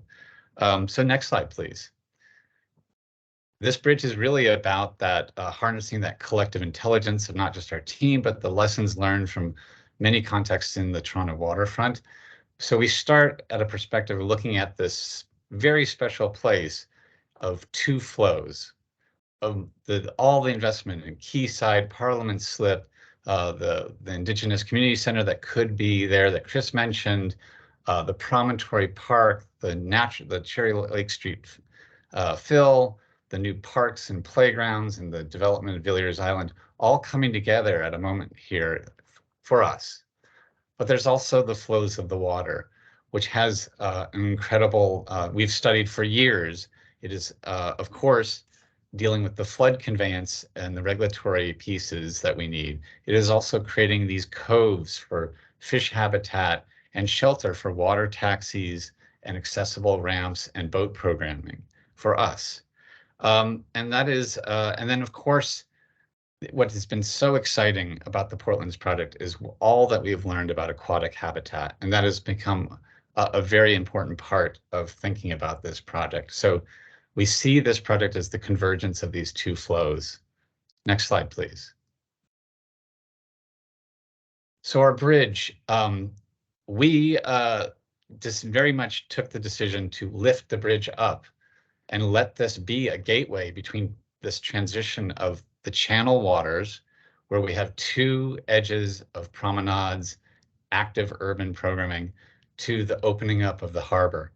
And this is a very interesting idea for us, because we have the top surface, which lifts you up to see the transition from this hyper-urban condition to the hyper-naturalized conditions that are being built as part of the Portlands. We also think it's tremendous turning around and looking at the harbor and looking down and seeing the water. Then the walkways, both on the naturalized shore and the central esplanade, have an opportunity to think about the underside of the bridge as a tremendous opportunity. This top surface is all about responding to this distinct location in the geography where all of this transition happens. And on this side of the bridge, where you're closest on the left, it kind of seems more of a normal crossing, the wood deck, the steel guardrails, looking down the 1,000 meters of the Keating Channel. But as you approach the naturalized shoreline, the bridge morphs and changes to accommodate places for people to actually explore the shoreline, the water's edge, and all of the things I started to mention about what that project does in terms of the hyper-natural and the investment in the environment of our city. Next slide, please. So the wood surface on the top is complemented by the weathering steel surface below. But beyond that, as we clear the channel that you see on the left, which is very important for the dredging operations, the flood conveyance, all of the things that you've already heard on many of the other presentations, there's a problem. Marine structures offer nothing for the life of the river. They're too smooth and too slick. Nothing can adhere at the kind of microbiotic level. And then unfortunately, the benefit from managing parts of the river, we get a giant urban watershed loading into this channel, and it's full of silt. Again, that clogs up all the opportunities to create fish habitat on the base surface of the waters. But at the naturalized edge that has already been built from the part of the Cherry Street lake fill, we are already putting aquatic habitats that are not prone to that silting up. And we wanted to see how we could augment and build on the successful work of the Portlands with this project. We've done several things. First is building a couple other terraces of rock that allow terrestrial and aquatic habitat interactions. But then we've also added a matrix of wood piles. And we have already verified that this will not interact any flood conveyance. But it creates a matrix of opportunities to increase the ecological habitat value of this area. With using technologies like e-concrete, which is a special chemical treated concrete that can be jacketed on parts of the piles that allow microbial organisms to attach themselves, and starts like the food chain in this environment would be huge. And so we can create a whole progression of hatchlings, fry, adult fish amidst this matrix of pile fields. All the while, this is a complement to the niches that we make for ourselves. The cove just beyond for water programming, and the pieces of the bridge that reach down and look down into this transition from channel to harbor. Next slide, please. So let's talk about the pile field. We've spent a lot of time professionally trying to understand aquatic habitats. And we do know that, like us, they like complexity, and not a channel is kind of boring. And I already told you all the problems with what this channel doesn't offer them a lot. The pile field creates a landscape of interference, of eddies, little pools, hydraulic cushions, seams, that is very important for predation, harboring, shelter for fish life. You can see that on the image to the right. That complexity is very attractive to them. And I'm obviously not a fish, but I think of it as almost akin to some people like to be in the sun in the park, and some people want shade. And this creates that variety for the aquatic life. And we think that's quite a powerful thing to start the investment in landscape. Next slide, please.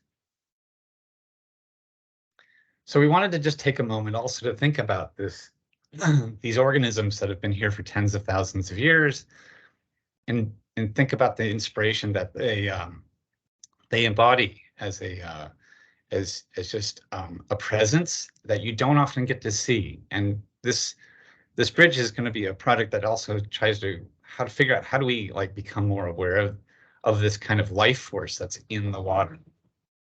Next slide, please.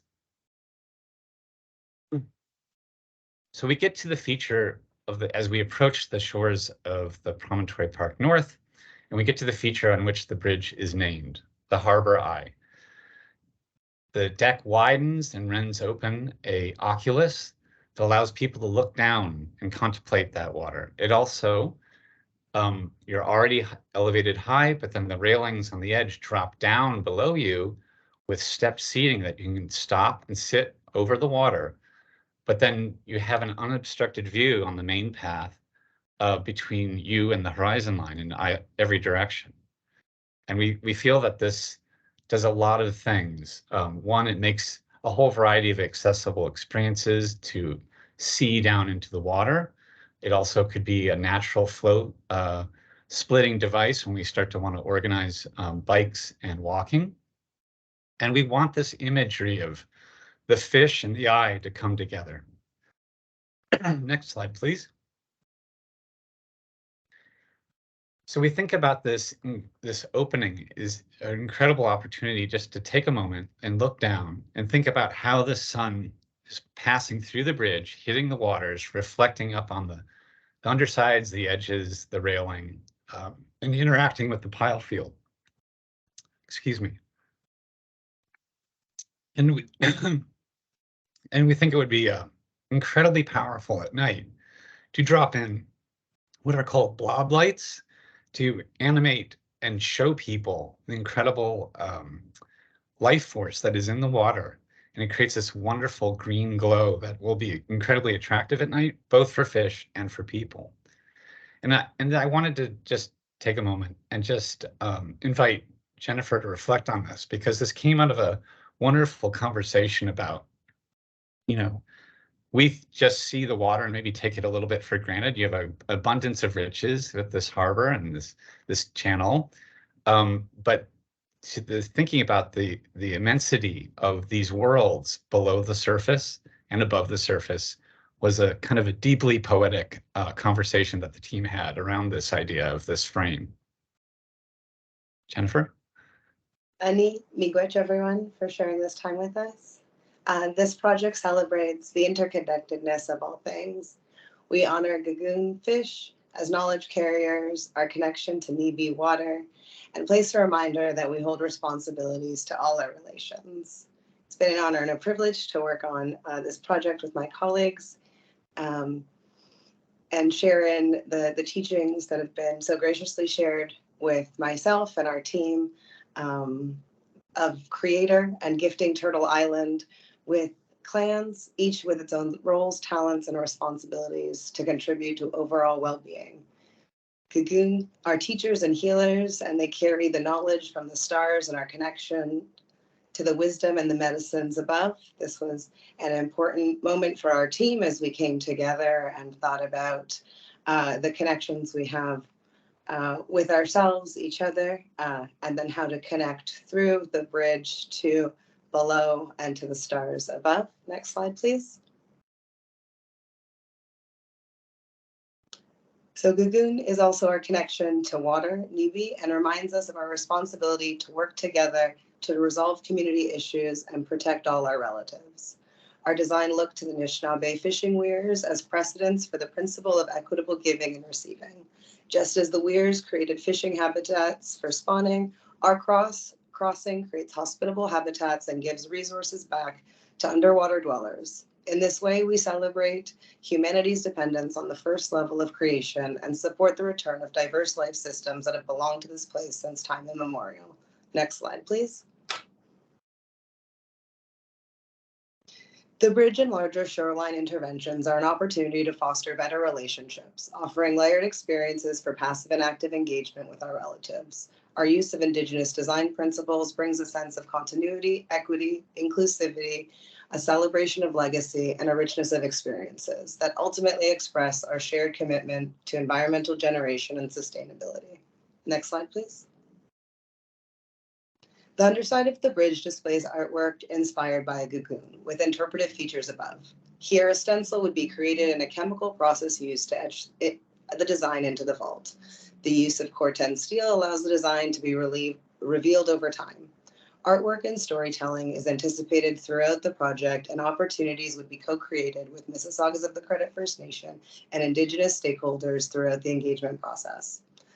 SAI uses a robust engagement process to invite and support Indigenous agency at every phase. Our listening strategies enhance the success and relevance of the design response, and our reporting back protocols establish a record of findings to inform decisions throughout the project. The concept of Oshkabewis guides our team's participatory approach. The architect's role is as a helper who brings technical and design expertise to bear and gathers insights from the client and project knowledge carriers, then manifests this narrative in responsive design interventions. The spaces that result are inherently of this place and resonate as familiar, relevant, and symbolic of our relationship to each other and non-human life. Next slide, please. The spaces we inhabit tell a story about our core beliefs. The story we want this bridge to tell is inclusive and makes space for all our shared histories. The bridge becomes more than a means of connecting two distinct landscapes, but a place with its own unique experience. As we move south from the hyper-urban landscape, we are met with an increasing gradient of natural elements and spaces. The bridge provides views to the hyper-natural park, but also creates private moments to reflect on the spectrum of life along this new corridor. The Oculus invites users on and below to consider our underwater and celestial relations. The shoreline and the park extend and reinforce the narratives of stewardship by utilizing the form of the fishing weir and as a wayfinding device, picnic areas, or play structures. Indigenous placemaking and placekeeping is a deep commitment to integrate human patterns of life into the wider patterns of all life, so our presence and activity enriches the resiliency, diversity, and vibrancy of the whole. Mark will now describe the structural approach for the design. Thank you.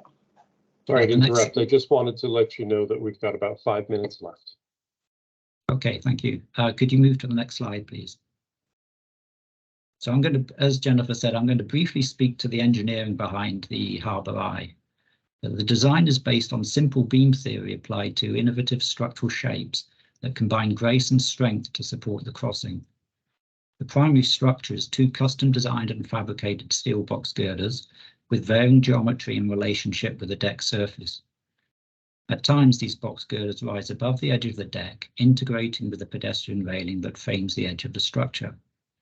As you approach the mid-channel, the structure descends to be hidden below the deck to provide clear views from the pathway. Although this graceful geometry is achieved through complex design and fabrication processes, our experience with 3-dimensional modeling and laser cutting fabrication techniques will provide the rigorous dimensional and quality control needed to deliver this spectacular crossing. Next slide, please. The Harbour Eye is specifically designed to connect people to water and the natural environment. This is achieved in design by gradually removing all superfluous features so that only the truly meaningful remain. The meaningful features include the oculus, that provides opportunity for people of all abilities to look down at the water to study the life that lives below the surface. The vaulted deck is visible from the promenade, from the island, and from the open water around and under the bridge, providing interest to the public as they use the space below the crossing. This vaulted space can be used to display artwork, and its varying curvatures will play with the reflections of the water. Stepped seating at the edge of the bridge provides users space to descend towards the water, rewarding them with time and space to engage at the intersection of the urban and natural beauty. The stepped seating also opens up unobstructed views over the railings to the horizon in all directions. Next slide, please. There are 3 underlying principles that have guided the design of the structure for the Harbour Eye. Firstly is the connection of the crossing to the landscape. We've developed a design that allows the bridge to rise naturally out of the landscape on which it sits. In this way, the bridge complements its surroundings rather than competing for attention within the natural space. The bridge leads you naturally over the water, connecting the 2 diverse environments on each side of the channel. The second principle is the continuous pursuit of simplicity. Through design, we have gradually eliminated all unnecessary elements so that the bridge can engage with the Keating Channel and not isolate itself from it through its own stature. The third principle is to relate the bridge shape to the performance of the structure. The bridge silhouette aligns with the structural behaviour, placing material in areas of high stress and reducing it in areas where it is not needed. This results in a dynamic form that visually represents the structural performance. Next slide, please. Thank you very much for providing this opportunity to present the Harbour Eye to you all. We're proud of the design and we believe it meets the primary goals of the project by creating a beautiful and distinctive gateway to the waterfront. Gulliver has described how the bridge connects the city to nature and incorporates the living landscape under the bridge. Jennifer spoke to the Indigenous learnings that have guided the design. Anta's innovative approach to bridge design contributes to the sustainability of the crossing by placing structure only where it is needed. And the final crossing, we believe, will truly create a place for all people. We'd be honoured to take this project further if we were selected. Thank you all for your time. Thank you very much to all 3 of you. Thank you for that description of the bridge structure. That was quite interesting. I think we are now moving on to our 5th and final team. So we're almost there and we're only 4 minutes behind schedule, I think. So not too bad. This one is called the Equinox Bridge. The lead firm is Zeidler Architecture from Canada, right from Toronto, in fact. The engineer is Arup. We have Canada, US, and UK, but Arup is pretty global. The bridge architect is Wilkinson Eyre, and the Indigenous architect and consultant is Two Row Architects, again from Canada. And the landscape architecture is by Plant Architect, also from Canada. So over to you guys. Good evening. My name is Dominic Bettison, and I'm a director at Wilkinson Eyre Architects. I'm delighted to be presenting our team's proposals for the Equinox Bridge over the Keating Channel. Next slide, please. Next slide. Thank you for the opportunity to take part in this exciting bridge competition on the land which is part of the traditional territory of the Mississaugas of the Credit First Nation, and the land which is covered by Treaty 13 with the Mississaugas of the Credit First Nation. Next slide, please. We have assembled a highly experienced team of professionals with Wilkinson Eyre as design lead, together with Zeidler, who is the lead proponent, and for this project with Arup as the structural engineer.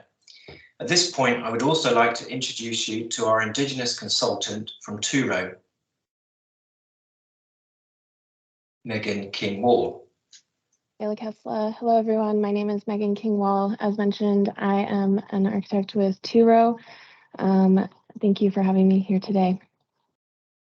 Next slide, please. The 6 project goals. Our design meets all of the 6 goals set out by the competition brief. Number 1, we propose a beautiful and distinctive gateway to the waterfront. Number 2, a bridge which seamlessly connects the city and Villiers Island and the emerging parks along the lake. Number 3, the design incorporates a living landscape at the proposed bridge abutments, both at the north and south. Number 4, design developed collaboratively with an Indigenous voice and agency. We share a commitment for this dialogue to continue throughout the design process. Number 5, a design which incorporates innovation and embodies sustainable strategies. Number 6, we create a place for all peoples to enjoy the beauty of the land, the water, and the city. Next slide, please. We acknowledge that originally the site was the natural mouth of the Don River into the lake. Today, the North Bank is a hard-edged post-industrial quay, but there are aspirations for urban regeneration to take place. The South Bank proposes a naturalized softer edge with landscaping sloping down to the water's edge. Next. Connectivity. The aspiration from the brief is to create a seamless connection from the more urban North Bank with its water's edge promenade across the Villiers Island and Promontory Park to the south. The bridge link needs to be intuitive to use and for the benefit of all of the community. It must not create barriers, either physically or visually, between the land and the water's edge, and to this important future crossing point of the Keating Channel. Next slide. Site analysis. This slide shows a section through the Keating Channel with the prescribed navigable envelope of 31 metres wide by 3 metres high for shipping. Next. A major challenge for the bridge is to mediate from the lower level of the quay edge at the north, shown on the left-hand side of this drawing, over the navigable envelope, next slide, and across to the higher ground at Promontory Park, which is some 2.75 metres higher than the quay edge. This is at the same time as designing a barrier-free, inclusive bridge deck with ramping within the required 1 in 20 maximum pitch to ensure equitable access for all users. Next slide. Concept design studies. We undertook a series of design studies to solve this initial level change and ramp pitch problem. The first option is a straight bridge with a ramp deck over the water, pitched to the maximum gradient. Next slide. The bridge alignment must be angled acutely across Keating Channel to increase the deck length. However, considerable ramping is still required at the lower quay edge to the north in order to resolve the levels. This ramping extends out from the bridge and cuts across the quay, creating a physical barrier to movement running east and west along the water's edge promenade. Next slide. As an alternative to this is to consider a level bridge with ramping on the quayside. This sends the bridge level over the water and navigable envelope, but places all the ramping on the quay edge. Next slide. This means that the bridge alignment from A to B is less critical, but the ramping and any steps will create a significant barrier between the land and the water running north-south at the quayside promenade. Next slide. Curved deck and arch. The challenge of creating sufficient deck length over the water to avoid ramping on the quay can be met by the adoption of a curved deck, perhaps supported by an arch. This allows for a flush relationship as the deck meets the quay and does not create any barriers for users. Next slide. The deck and arch arrangement could be very efficient, but the routing of people is arguably indirect. Next slide. So a solution is to propose a sinuous S-shaped bridge deck. Next. This allows for a longer deck length and all the ramping to take place over the water, leaving a quayside free from barriers and a flush junction between the quay and bridge, without adjusting any levels at the quay edge. The S-shape allows for viewing points on the two noses of the deck, and its shape provides natural traffic calming for cyclists. However, with this proposal, masts which support the deck are located in the water. As with any structural support placed in the channel, they create added complexity and cost to construct, as well as future obstacles to water traffic. Next. S-shaped deck and arch. Our selected option adopts the S-shaped bridge deck supported from a spanning tide arch structure. This has the advantage described previously, but removes any structure in the main channel. Next. The efficient tide arch structure simplifies foundation design and construction and reduces cost, as well as complementing the arch form used for the Portland bridges. Next. The sinuous S-shaped bridge deck is supported by an anti-funicular arch form via a series of fanning cables. The array of cables linking the arch to the deck bring to mind the beautiful sculptures of renowned artist Nam Gabo. Next. Final concept design. This sketch render shows the arch form and sinuous inclusive single deck arrangement with its seamless barrier-free connection to the water's edge promenade and to Villiers Island and Promontory Park across the water. Next. Concept plan. Next. The plan confirms the location of the bridge within the prescribed site boundaries, a northern abutment location on the water's edge promenade opposite the cultural building, and the landing point to the south on the peak of the hill of Promontory Park. The S-shaped deck and anti-funicular arch give an almost symmetrical plan form to the bridge. The navigable channel runs below the higher southern portion of the bridge. Next. Aerial view of the bridge from the North Quay. This image shows the beautiful and distinctive design for the Equinox Bridge, with its seamless connection to the northern quayside and southern park. Its sinuous S-shaped deck and expressive arch and cable geometry are clear to see. On the noses of each curve, to one side of the main deck circulation, seating areas with beautiful views step down to the water. Next. These series of sketches show the 6-meter wide single deck, inclusive for pedestrians, cyclists, and other users, supported by the cable array either side, and contained by perforated mesh handrail and screen to counter wind. The noses of the deck allow for step seating and are connected by ramps. They create dramatic vantage points over the water for all users. Transparent tips connect the users to the water, informed by the Indigenous people's narrative. Next. Materials and sustainability. A range of materials have been selected which allow for long life, responsible and local sourcing. Dimpled stainless steel is used to the bridge soffit to reflect the sparkle of the water below. The structure is highly efficient and reduces steel tonnage and embodied carbon. Next. This is a dusk view of the Equinox Bridge, viewed from the south with its flush connection to Promontory Park.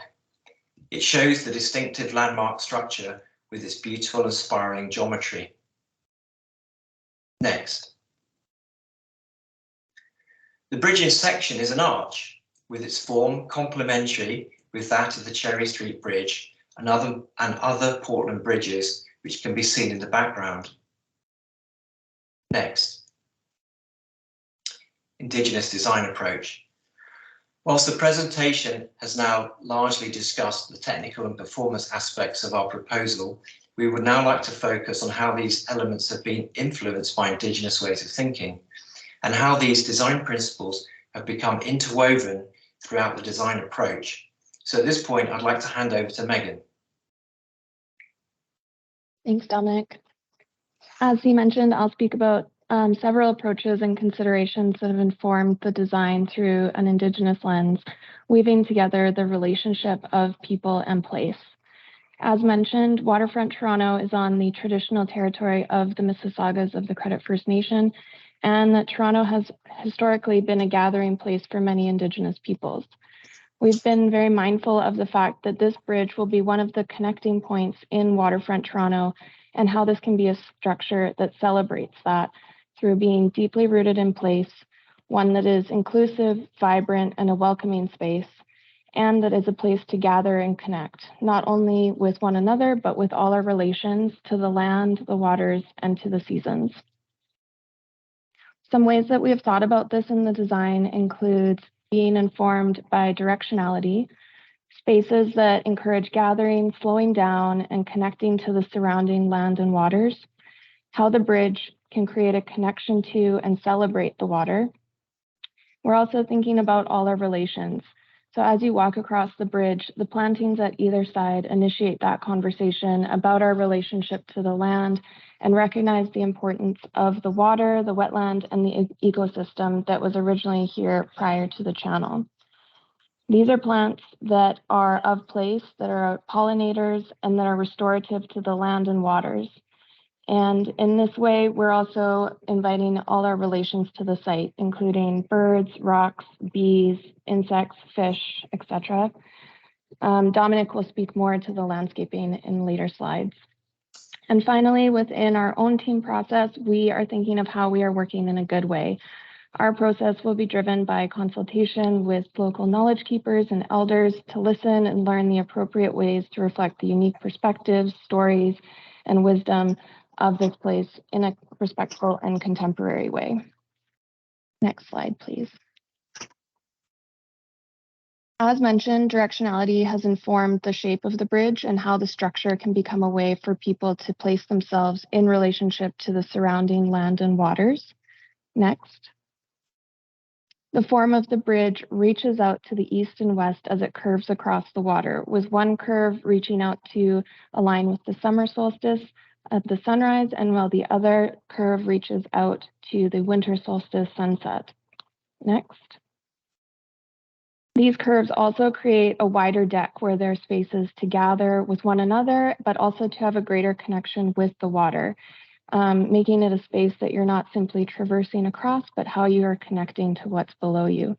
This is done through material changes in the decking and railing, and also through a stepping down to physically, visually, and aurally connect you to that water. Next. As a whole, the bridge is also aligned with the equinox. Next. In thinking further about this connection to the cycles of time, the seasons, the time of day, we have proposed that the perforated panels that create The railings will be a dynamic and changing shadows through their patterning. This can become a way of storytelling and also another way to connect to the surrounding land and water. Next.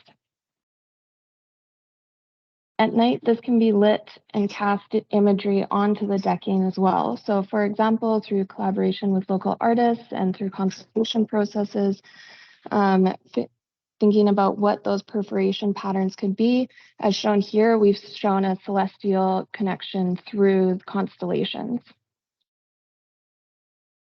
I've talked about the role of lighting a little bit within this narrative for the bridge, and that focuses on the human scale and the relationship to the land.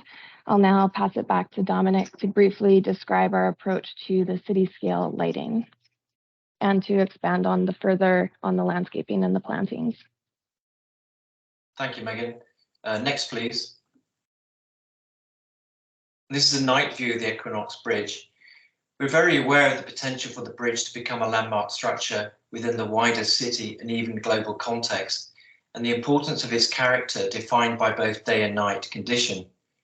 We have therefore developed a striking feature lighting scheme which will accentuate the key elements of the bridge, namely its geometry with the spiraling form of the arch and the dynamic cable array complemented by the sinuous snaking form of the bridge deck. Next. Landscape design. The bridge makes a significant landscape contribution at both landing points to the quality of the urban realm. Next. At the north connection, a stepped landscape of seating and planting allows users to get close to the water. Next. A new, high-quality, inclusive, public open space is imagined at the threshold of the bridge in front of the future cultural building. Rainwater runoff is channeled from the bridge and is filtered in reed beds adjacent to the northern abutments. Next. South connection. A more naturalized setting informs a softer relationship at the bridge abutment. Next. A landscape design of stepping contours creates a softer connection into the naturalized parkland, which is enhanced with native planting. A new high-quality landscape space and pavilion align with the centre line of the bridge and the equinox. Next. Structural engineering. The structural concept is based on creating as pure and anti-funicular, i.e. compression-only arch and deck form as possible. By balancing all the applied loads via an analytical process called form finding, we can create an arch and deck geometry that achieves this compression-only state. Next. I don't mean to interrupt, but I just wanted to let you know we've got about 5 minutes left. Thank you. We do this to minimize the bending forces within the arch, which leads to much lower overall stresses and hence a slenderer arch, which is easier to fabricate and erect and uses significantly less steel tonnage to span the 90 meters. Next. To deliver the unique structural form, we use well-tried and tested materials, products and techniques in terms of componentry of the arch, deck, cables, bearings and abutments, thus managing risk and aiding fabrication, construction and long-term maintenance. Next.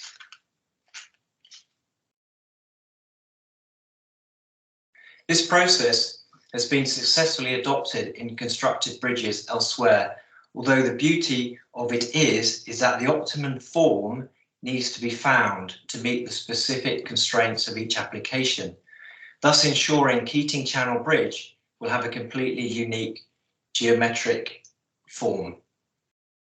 Next. View of the proposed bridge from the west. In summary, we have developed a beautiful, innovative and landmark design at this important crossing point.